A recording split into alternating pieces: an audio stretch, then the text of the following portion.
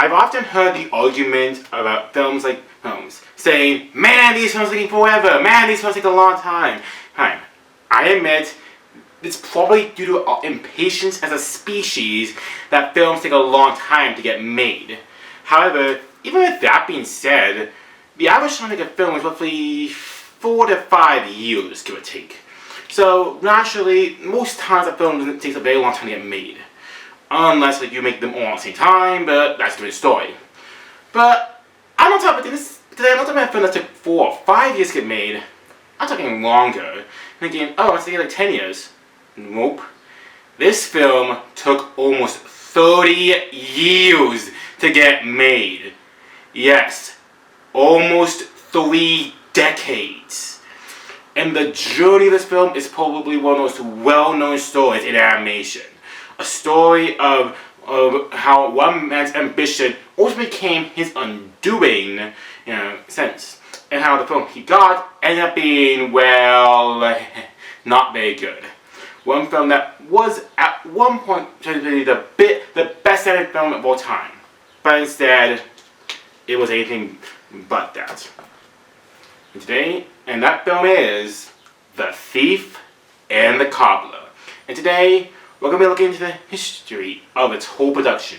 Greetings everybody, I'm going to Hans 45, watching the Great Known Podcast presents Down the Animated Rabbit Hole, and this is the history of The Thief and the Cobbler. Goodbye, Dinah. Goodbye. Things are gonna get crazy.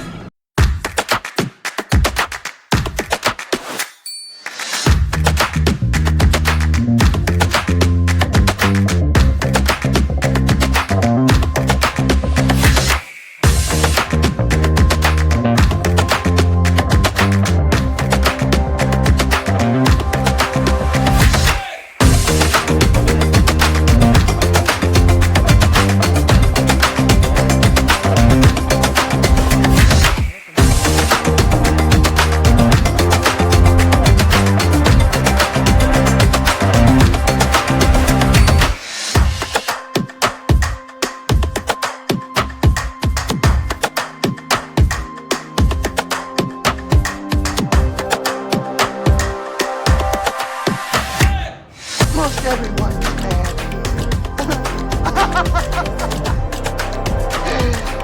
here. Our story begins with an animator named Dick. Richard Edmund Lane, later known as Richard Edmund Williams, was born in Toronto, Ontario on March 19th, 1933. His family's media. His mother was an illustrator for the commercial-based industry. When Williams was 5 years old, he went to go see a film called Snow White and Seven Dwarfs, a film which made a tremendous impression onto him. Later on, he would use this quote, saying to him, "You saw Snow White when you were 5, and you were never the same." Williams definitely wanted to get into animation afterwards. However, when he was a teenager, he decided not to do that anymore and decided to go become a painter thanks to seeing an exhibition of Rembrandt. This unfortunately did not do wonders for him, as he found out that becoming a painter was his own form of hell on the way. In the 50s, he moved out to London to start his career. He already got some work in Canada doing some commercials, so why didn't he move into merry old England? Well, it didn't go so well. In fact, he was barely making by in the film. Instead, he moved back and he got hired. So he got hired by animator Bob Godfrey to start on business to start his business. He was saying this: "Bob Godfrey helped me. I worked in the basement and I would work in kind. He would let me use a camera. It was a barter system. Around the same time, he also got help with commercials in London and made his first little short called Little Island, which won a BAFTA in 1958. The film was decent enough, but wait until his next film, Love Me, Love Me, Love Me, came out in 1962, that he would get big.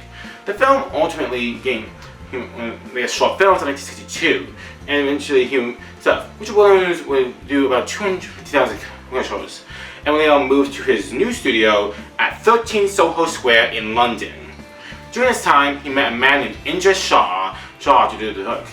During this time, he would also do many title cards for many films, including What's New Pussycat, A Funny Way in the Forum, Casino Royale, Charles Light Brigade, and most notably Return Pink Panther and The Pink Panther Strikes Again. So, now that we got into the filmography of Richard Williams, let's talk about the actual project. Idris Shah and Richard Williams first met when they were doing a book for a character named Mullah Nasrudin. By the way, I may be passing some names wrong. Me personally, I'm not a native Persian speaker, so that's probably the reason why I'm mispronouncing some of the names here. The character was described as a buff, philosophical, yet wise fool in 19... So, Williams based the project on, Zudin. He also got some animators too to help out, including Ken Harris, who worked on Major and Looney Tunes cartoons at the same time, and Roy Nesbitt, who helped out Stanley Kubrick on 2001: A Space Odyssey. While working there, he continued to get more and more work down when he was working film and continued stuff. He arguably made help out. In 1960, the production was changed to Majestic 4 and the British Line Film Commission became one of the distributors of the independent film. He got more help afterwards by doing TV adaptation of Chuck Jones' A Christmas Carol, which also won an Academy Award for Best Animated Short Film. By the time that 1972 rolled around, it had been 8 years since production began, which is still a pretty long time overall. He hired Howard Blake to score the film. By this time, they had made more than 3 hours of footage. But despite all of that, Blake insisted to Williams that the footage was excellent, but it needed a proper structure and 3-act story rather than a rudimentary anthology of the characters. However, while they were talking, Williams noticed something. He noticed that his finances were a complete mess thanks to a bookkeeper who had no idea what the hell he was doing. Or maybe he did, because Omar hadn't told him to write some things down. Ladies and gentlemen, there might be a conspiracy we have on our hands. It would go to the point where both Williams and Omar would have a big falling out and fight afterwards during this scene. And try to write to Nasrudin. The Shah family was asking for 50% of the profits of films. But even more happened when Idris' hot sister Amina Shah had the transition say she owned ownership. With the whole company arrangement, Paramount, who was hoping to get a negotiation deal in there, bailed out immediately. Really, hey? The Shaw family eventually and Richard Williams both took their parted ways in 1972. But what's worse, they took the entire concept of Nasrudin, meaning that they couldn't no longer get the film down. Or could they? Yeah, Williams never finished up Nasrudin, but they did finally find a new project. He was to be a side character who may have contributed little to the film, but he did still contribute enough. And that character was known as the Thief. And that was enough for Williams to make a whole new film about him. When people tell me, when Hal Blake said that it wasn't exactly wrong. It wasn't exactly wrong, and Williams decided to agree with him.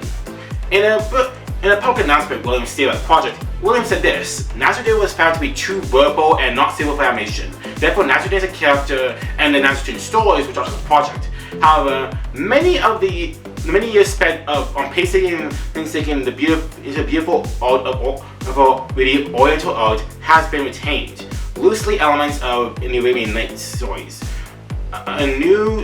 Entirely new original film was not the main project at Williams Studio. Therefore, any publicity references of the old Nazi character are now obsolete. Blake did wrote a new script and called it Tin Tack. Still containing the Persian saying they had beforehand, the film now followed a cobbler named Tack, who was presented as naive, foolish, and more, but yet always made sure to get out of the way. The idea of not only that, but both the Thief and Tack would also remain mute throughout the majority of the film. But this meant that the film would be devoid of dialogue overall. It also meant that some dialogue wasn't being made.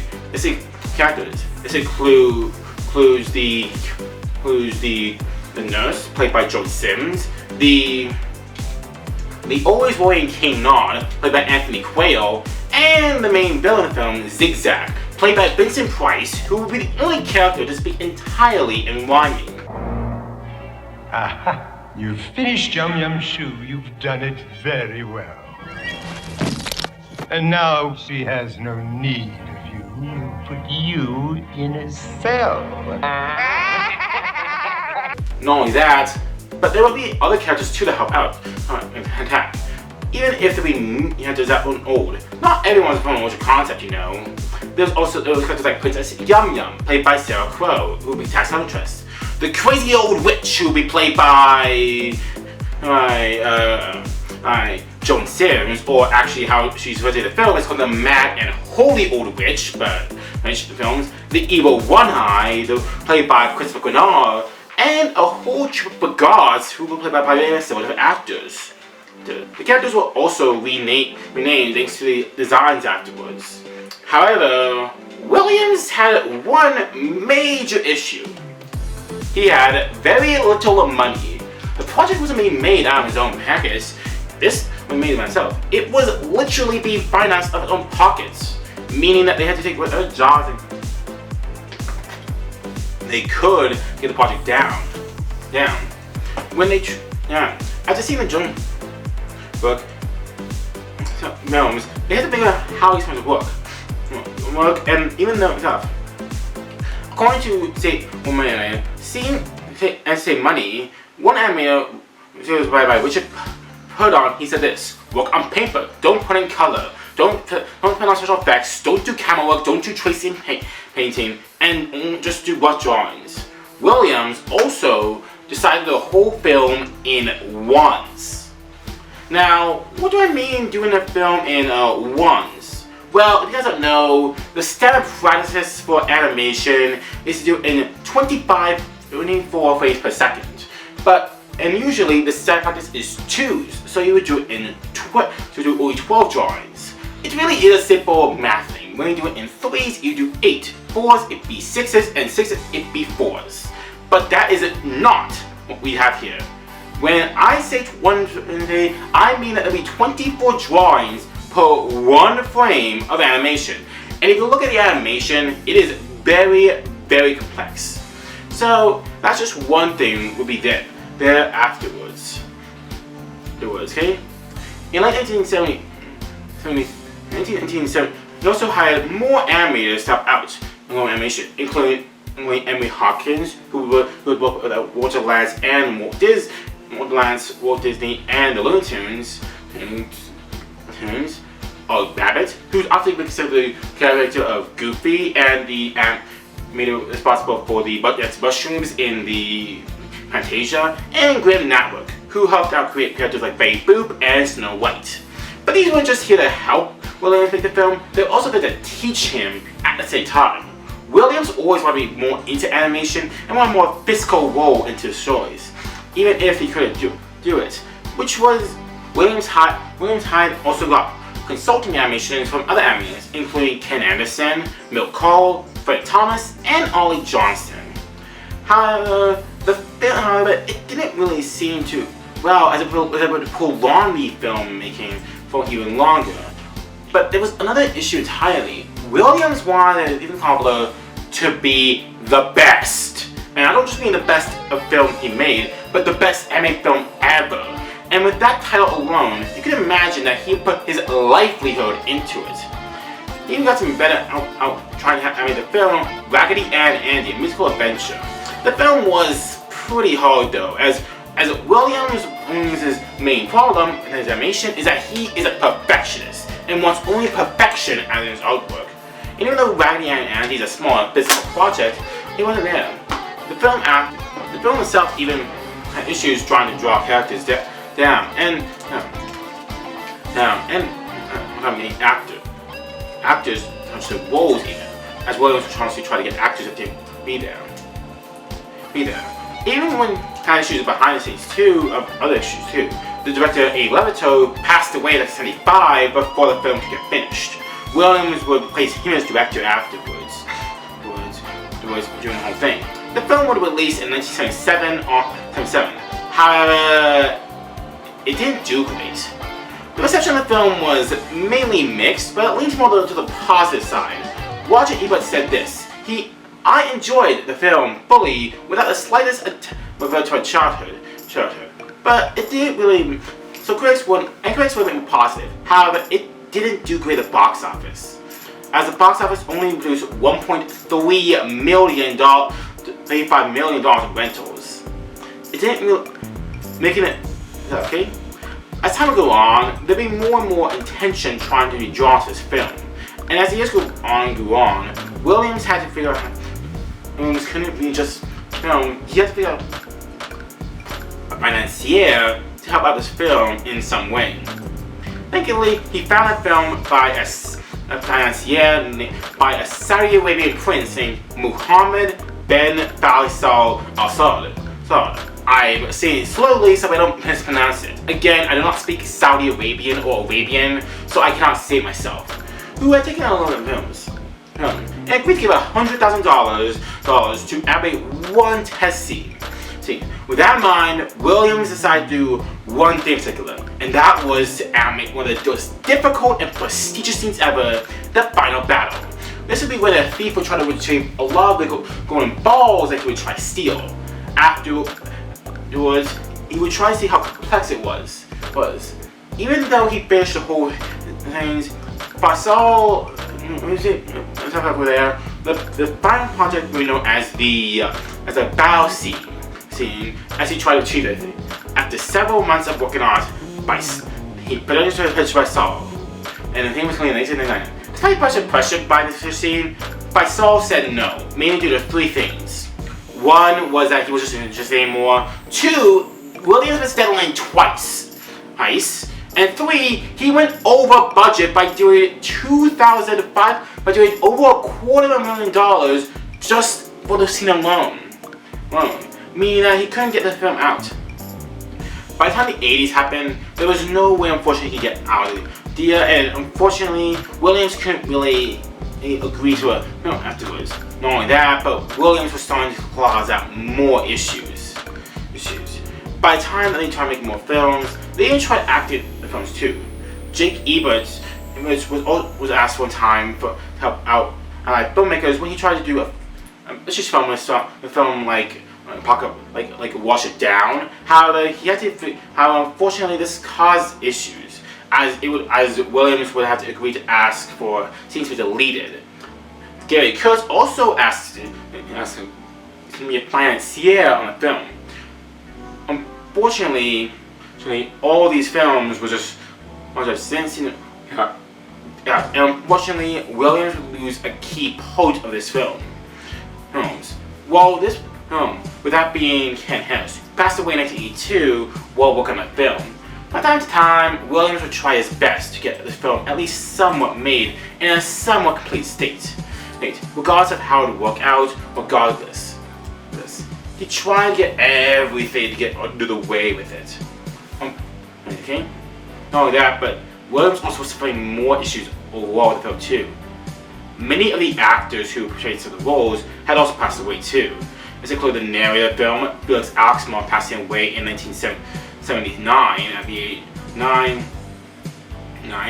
One of the members of the Brigade, Huff, and Eddie Bryan passing away in 1981, meaning that he would also lose actors during this time too.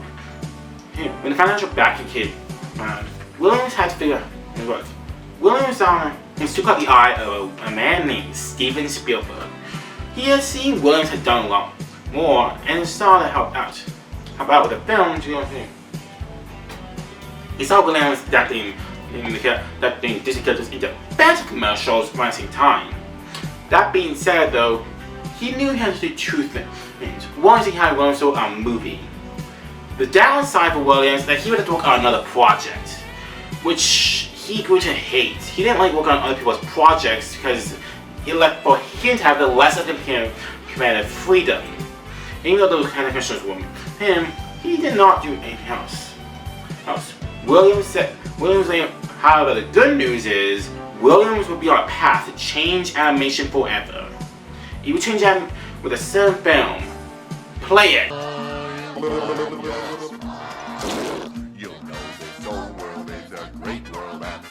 But while Williams will change animation forever with this one film, we might be looking into that film and the remainder of the Thief and the Cobbler's production after the break. From the Oscar-winning animator of Who Framed Roger Rabbit comes the hilarious adventure of an ordinary boy who teamed up with a bumbling thief to save an enchanted kingdom.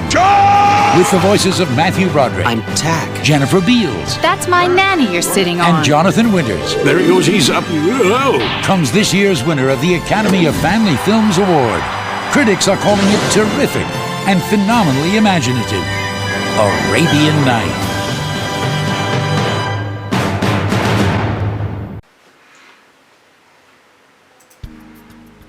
Welcome back. By the time now, Williams been hired to work on a new film called Who Framed Roger Rabbit. Right. Williams was hired as the animation director of the film, and instead of working on the live action department, he would work on the animation department to help blend animation and live action together. However, this was not easy. Williams made that he didn't want any of Disney's quote-unquote bureaucracy at the same time. Not only that, but he was also very much restrictive on his way of movements. Said to Katzenberg one time, he said this: "I want you to start working at films at 60% efficiency." Williams stepped back. "I'm already working on a film that has 60% efficiency." "Okay, strike for 20, is what he said. Basically, Williams wanted 100% efficiency, which would cause many animators to be in and out at the same time during its production. Not only that, but Zemeckis also wanted dynamic camera movements at the same time. Williams knew that this could work. However, he wanted dynamics to be dynamic as well to help clear the process of the whole film. And showing the characters will look real. Okay? Zemeckis and Spielberg came up with the idea and said this to him: "If a rabbit sits in an old chair, dust comes up. He should be touching something that's real. The hardest parts of Williams' film were actually trying to get them to look convincing enough, regardless of how they look in animation. By the time the film was finished, though, he finally got the recognition he deserved when the film was on June 21st of 1988, and then June 24th later year for a full-on release. It would receive critical acclaim from critics, with Williams winning 2 Oscars. It also became a huge box office hit, earning $351 million worldwide for his film. And yet, even with 2 Oscars under his belt, Williams said these words in particular. Thank you. Thanks. The best is yet to come. That's right. The best has yet to come. Although Roger Rabbit was a success, and even just for them and the film, he eventually managed to go through with it and decided to continue his work on Thief and the Cobbler afterwards. By the by, I'm aware that there's going to be some title changes, okay? I've already mentioned the Tin Tack, but also the Thief, the Cobbler, and the Grand Vizier, which is quite a mouthful. The Thief Who Never Gave Up, and it's also one time it was only called once. As in, a film of this magnitude could only be finished once. The film itself was causing once, but finally, he finished on the fifth title, The Thief and the Cobbler. Williams also didn't look afterwards. He decided to make sure him come back. He even asked Disney to help redo. Disney even asked him if he could do a return to open up the film after we just shoot the film. Williams, however, said no to this, and they would, as he didn't want time. And he even also turned down opportunity to later work on a film adaptation of their version of Beauty and the Beast. Because of this, he picked up a deal with another company, Warner Brothers. This negotiated a deal that was a bit of a monkey's paw. Williams signed a quote-unquote negative pickup deal in 1988 with some Japanese investors. He said it later on: "In hindsight, we should have gone to Europe. Take 5 years, made our own, and get a distributor and get people who would buy it as a novelty." Warner Brothers had 3 things in mind when the film happened. 1. The film had a definitive deadline. They had to make sure that, around 1992 and 1993. And then 2, if this film was not finished in time, it'd be picked up by a company called the Completion Bond Company afterwards. How about? Realizing the state of his company, he cranked the speed of the animators up to 11. It was already bad enough that he also was the only thing for perfection in his works, but he also added fun things. But while the deadline was looking over them, and he had a bunch of new staff, including his own son Alex, throughout this whole thing, there was another thing. And while there was working on this film, it's not like there's another film coming out. I mean, it's not like there's another film that's coming out at the same time called The Thief, right?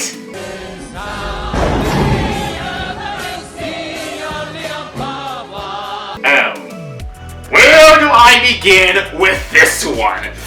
Like I said beforehand, there was a new implementation next to Who Framed Roger Rabbit of animation. But in the decade now known as the 1990s, they would lead to a period that we now coin as the Disney Renaissance, thanks to films like The Little Mermaid, The Rescue Down Under, and Beauty and the Beast. When word got out that the next film after Beauty and the Beast was released would be an Arabian-themed musical called Aladdin, the people of which were in the studio were both annoyed and frustrated at the same time, feeling that the Disney film would rip them off. Now, even then, back then, it's more something like a coincidence why. However, Aladdin does have some eerie similarities when it was getting made during its time. Hell, some of the animators that actually worked on Aladdin actually worked on The Thief, including the lead animator Jafar, Andrew Stajar, and the lead animator of the Genie, Eric Goldberg. Not only that, but but characters also have been even more. And not only that, but even more things happening now. Actors would have to pass away too, including Anthony Quayle passed away in 1988, and Kenneth Williams passed away in 1988, making it much harder to get them lines be basically out. Basically, no one would come back kissing to redo lines. And even so, all this, Williams couldn't give a damn about the Aladdin project. He was 2 decades a thief. But I tell you who did give a damn, Warner Brothers and the Completion Bond Company. When they heard about Aladdin, this became a lot more of an emergency to them. When they heard about this. Okay.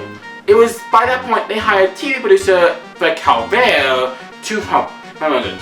The reports that Calvert brought back were not good. Even if the animators had to work insane hours, even if they had to work, if everything was work incredible animation, even if they had to work overtime, the whole production was super disorganized.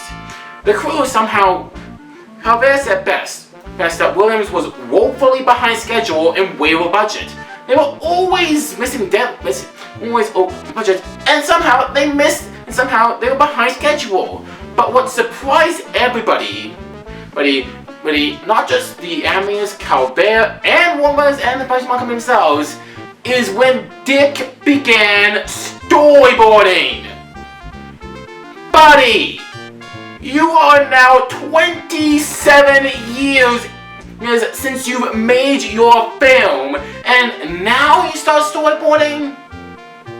But I know that you said storyboarding at one point was just too tedious, but coming from you should have done this at the beginning.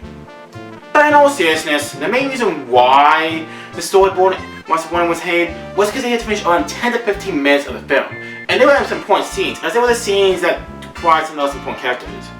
But when studying all the problems, Warner Brothers eventually found out everything. Okay? They found out the issues, like the numerous delays, not having enough budgeting, the complete lack of organization in studio, the complete lack of anything going well in studio, and even some of the long-term issues, like the film going on for decades, actors constantly dying, and the movie itself being made for more than 60 and the film having its continuously being rejected. They all figured out there would be one issue with the film, and if the Disney couple would ever see the light of day, they would have to move that one issue. On May 13th, 1992, a rough version was shown to Warner Brothers, and they were not pleased. During the scene, the potential wheel of the film was missing, which didn't help matters either. The studio eventually said no, and eventually on May 15th of that year, the whole company, Warner Brothers and the rest of the studios all backed out and said, and just so now, this is simply the completion bond company to do the whole work. And the first job as a new studio was to get rid of its producer, Richard Williams, and the film's creator at the same time. Welcome next time we Dick's dream coming true of having his film finally be out and released to the public. But unfortunately, this film that he was working on for almost 30 years at this point was anything but smooth. When the completion bond company bought it over, they had one job in mind: finish it by any means necessary. But even that meant getting rid of the film's producer, Richard Williams. But after that, who would be next? There were a few options they picked, one being by Shu Shakespeare, who would hire Cary Gilliam and would still allow Williams to go Boston's. However, her bid was overprotected by a cheaper one. And the whole animator, Fred Calvert, who was working on it, well, they decided to make him the new director. At first, Calvert was scared and innocent, but in a later interview, he said this: "I didn't really want to do it, but if I didn't do it, they would have got someone to the lowest bidder. I took it in a way to try to possess them and at least get some screen by scene." Calvert decided to finish the film in about 18 months. However, his whole span was a bit chaotic, and somehow it can be taken quite literally. The first thing was to cut the film down to have a proper narrative structure, which Calvert mentioned would be the hardest part. He mentioned that even he couldn't believe the amount of beautiful animation work that got into it. But even then, he decided to agree to only use maybe a little bit over half of the film's resources. Afterwards, he decided as something that would completely alter the tone of his film, something that Dick Williams avoided throughout the whole thing: songs. Yep, that's right. Calvert was going to turn The Thief and the Cobbler into a musical. Because it's a 1990s, why else? And if anybody wants to see that film get made, they have to bring in this big song and dance number. Written by Norman Gimbel and Robert Folk, The Thief now has 4 new songs. This includes She Is More, sung by Princess Yum Yum, Am I Feeling Love, the love battle between Yum Yum and Tack, Bomb Bomb Bomb Beam Bomb Bomb, or That's What Happens When We Don't Go to School, and the school giving songs sung by Vagons, and finally It's So Amazing, which will play near the end. To finish up, though, they would eventually outsource some of the scenes, and these scenes will also be animated on 2s rather than 1s to make it a bit easier for the animation. That Real What Happens When Happens to School was animated by Calvert's animation team. She Is More was animated at Sun Blue Studios during the time they were making Thumbelina, aka the studios also owned by Don Bluth, and everything was owned by Koya Films, the same studio that was making Ferngully: The Last Rainforest. As for completing the film, it was completely outside Thailand at Wayne Film Productions, as well as Pacific Animation China and Braga Studios in Hungary. After finally getting out, the film was finally given a new title, The Princess and the Cobbler, and was finally released on September 28th, 1993. The 23rd of 1993. However, it wasn't released widely everywhere. It wasn't appealing enough for North America, and it was released in South Africa and Australia to little attention. But that way would be the worst scenario. Yeah, Calvert did make some changes in the end, but he did try to keep the film have some of its dignity. That would all be taken away and be destroyed on February of that same year. Enter the Miramax Studios, then owned by Bob and Harvey Weinstein. Yep, it's that studio. Those two that own the studio. The studio had picked up the North American distribution rights and were pegged as it. But if you know Harvey Weinstein for anything, is that once a foreign film is in his possession, he likes to edit it all the way. Harvey Weinstein is already known to be one of the biggest narcissists and assholes in the film industry, And this is one of those reasons why he is such an asshole in the film industry. People who didn't know that this was a ripoff of Aladdin film, they would just assume that was some cheap knockoff of Aladdin. Well, they said that then Hollywood was going to make sure that the film fully embraced that narrative. The Princess and the Cobbler already cut the way downtown to the theme of the Cobbler's original work plan, going from 93 minutes to 82, but now it'll be short, even short to 74 minutes. But what was made even worse was that there was a new dialogue that would also not only give them new characters a voice, but also make them unable to shut the hell up. Well, Vincent Price's voice lines were made intact and was made prominent as an advertising campaign. The fact that he passed away 1 month after the release of The Princess And The Cobbler. The new cast that was gone and made included Jennifer Beals as Princess Yum Yum, Eric Bogosian as Princess Fido, and Toni Collette as the Maid and the Witch. But the most prominent voice actors would include Matthew Broderick as Tack, whose job is to explain everything to the audience in case what they've seen isn't enough. The princess was so beautiful, and I was just an ordinary cobbler. I tried to impress her with some cobbling tricks, because I was just too shy to speak. And Jonathan Winters as the thief, who instead of getting regular dialogue, the thief would only communicate via pop culture references. Because I bet somebody here has to be acting like Robin Williams or something. Good morning, Arabia. I've had my coffee, I've read the paper. Now it's time to get to work.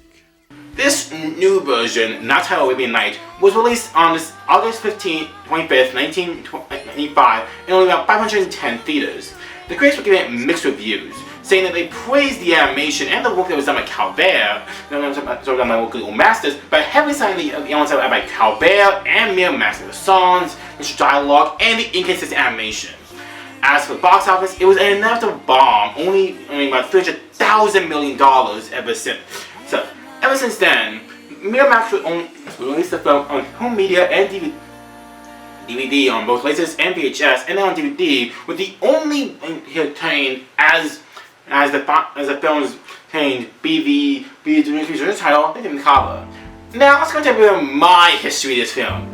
Oh, I sure as hell was involved in the production of this film, but I mean more sharing my experiences making this film. You see, growing up in the 2000s, me and my family went to see this film at a local Blockbuster. But we never actually rented it that much outside of being a kid distractor. The only way we actually owned it was honestly by accident, and it is with this. What you're seeing here is the first run edition of DVDs of The Cobbler. It is as basic as you can get, with just the movie, maybe a few language options, and that's about it. Now you're wondering though, what the hell is up the weird center on the disc? Why is it all decked out in Footloose or something?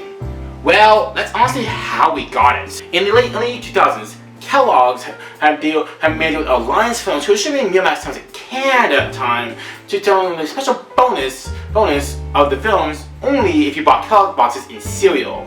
Why'd I bring this up? Well, personally, I think this is how the film hit rock bottom. Imagine this amazing and beautiful film that women spent decades on working on, only for it to be taken away, only for it to be something that's not, and end up being the prize you get when you open your cereal box. I'm not even sure how the hell I could jump at this. It's just sad. But going back, my story here isn't done yet. Normally, when I hear about it, they usually end it wherever I hear. But I'm not done yet, as there is a few more ideas of story. Even though Williams himself did release, there are still some more totes that we have to get to. When Williams announced, when the film was getting released, the workman that had gone was actually being shipped out to the animation shows. While the other prints had gone to inconsistent animation and musical numbers, this workman was the closest thing to have it. Granted, the quality was completely subpar by the time they did this, but still, Williams even tried to move it. Unfortunately, he couldn't. The rights now of the film belong to Miramax. But wait, hold on a second. Miramax is owned by Disney, and Disney owns The Cobbler. Disney also owns animation department, so technically, maybe he could negotiate something with Disney to remake and direct this cut of the Cobbler. I mean, it'd be technically all legal, right? So in 2000 Williams showed his work print of the film to Walt Disney Feature Animation's head, Roy E. Disney. And afterwards, they were screening director's cut of the film to work out. The first time, ever since its release, it would finally get released. And although it did say that it could really work, it unfortunately never got much off the ground. Okay? The early 2000s were marked as a poor time for Disney. And all the film Lilo & Stitch was a big hit. Other films like The Emperor's New Groove, Aladdin Empire, and of course Treasure Planet all bombed at the box office. As always, money was the biggest issue. However, Roy E. Disney would eventually leave Disney in 2003, thanks to his relationship with Michael Eisner getting really sour. And as such, the film itself unfortunately lost all of its revenue. But while Williams eventually decided to finally step away from the project. But just because Williams stepped away doesn't mean that the film was just done yet. Enter a guy named Garrett Gilchrist, who's an advertisement who was one of Rich Williams' biggest fanboys. Garrett Gilchrist started a non-profit organization using a work print that he had gotten thanks to some of the people who had worked on film to help out. This included Roy Nesbitt, Alex Williams, Andrew Thornton, Tony White, Holger Letho, and more, just to get out. He would his close attempt to make a finished version. Now, what you've been seeing back behind me is what he has titled the Recobbled cut. A version that basically cobbles together every piece of animation together, not just from the original work print, but also from versions from the Princess And The Cobbler and Arabian Knight. Not only that, but the Recobbled cut would also become a huge name, and we should get that. He would release different marks. Mark 1 was released in 2006, and Mark 2 was released not long afterwards. Mark 3 was released in 2008, adding more complete animation. Mark 4 added high definition in 2013, and then there's Mark 5, which as of 2026 is the latest version we have, having the movie be in full high definition. Not only that, but definition in both versions and more, with even more new version of wheels every time it goes in. Not only that, but he also made a YouTube channel called The Thief Archive, which includes main footage of the films. Williams has stated that he had never seen the Recobbled cut, but he admits that Gilchrist did a good job nonetheless. With all that being said, the original work print also is helped out since, and in 2012, Kevin Schreck made a documentary titled Persistence of Vision, which titled the film through the Animators. Williams also did not get involved with it at all. But finally signed that. Afterwards, the film would get preserved by the Academy and get more. Williams eventually saw a screen of this film and saw that the Academy would take good care of it. Seeing all this, Williams decided to work on his next film, Lysistrata, and said this: "I hope one day I live to see to finish this film." Unfortunately, Williams would never get to see the finished version of Lysistrata. Richard Williams passed away at the age of 86 on August 17th, 2019, without ever seeing a fully version. But he did leave one thing in mind with this project. In 2014, he released a film called Prologue, which was a 6-minute short, being 6-minute openings afterwards. Thankfully, Richard Williams, and although it never got finished, there is still something we can look back on. And now that the film is presented by the Academy, it's been given the name The Thief and the Cobbler, A Moment in Time. In short, The Thief and the Cobbler has often been noted as the greatest animated film never made. A title that movie like something of a loss, where its outcome is both a good thing and a bad thing with no really middle ground.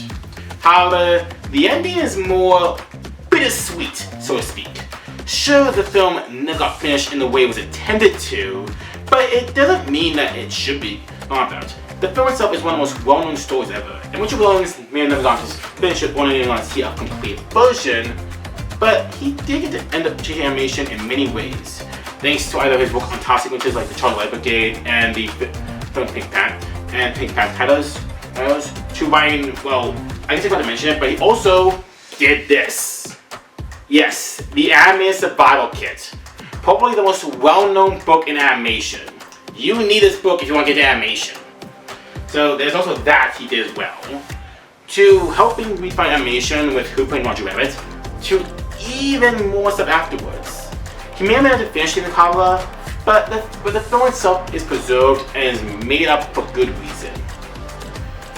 And there's a reason why the Thief and the Cobbler is remembered these days. Before we end off, I'd like to give a huge thanks to two things in particular. One would be Garrett Gilchrist himself. His version of the Cobbler is what we've been seeing in the background for most of the video, and of course, I'd like to thank him for his channel link of the Thief Archives and his own channel are both in Twitch below. As well, I also thank Electric Final 5 or Animat and series The History of the Thief and the Cobbler animation look back series on the Thief and the Cobbler as a big help. I've used Animat's film for research before, but I've never cited a good source of research. I can do it this time though, and he definitely showed a good source of research. Richard Williams may not finish damn thing, but his story lives on. Thanks all for watching. If you like this video, please subscribe to every podcast, that'd be YouTube, Spotify, Amazon, every watch podcasts. Please follow me on Bluesky, where this podcast is uploaded to you every day. And please come follow me on my YouTube channel. With all being said, take care, and I'll see you guys later.